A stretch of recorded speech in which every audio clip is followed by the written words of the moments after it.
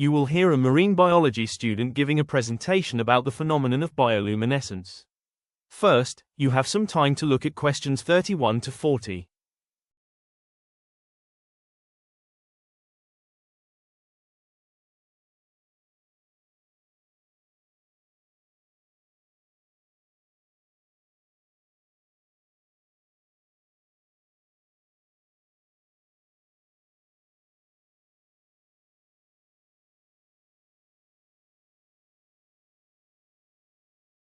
Good morning. Today I'm going to discuss bioluminescence, the incredible ability of some organisms to produce their own light.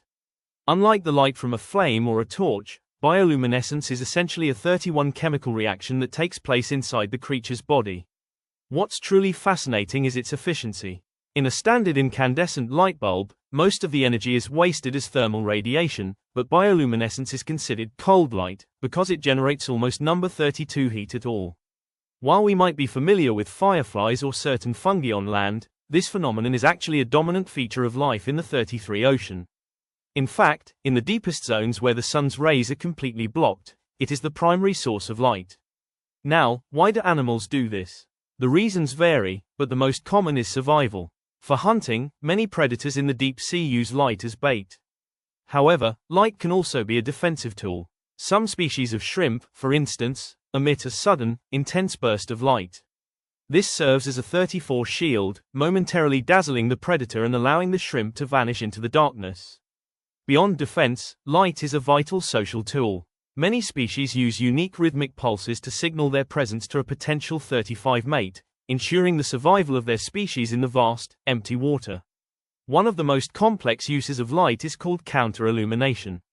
Many fish have light-producing organs on their bellies. By adjusting the intensity of this light, they can perfectly match the brightness of the 36 sky as seen from below.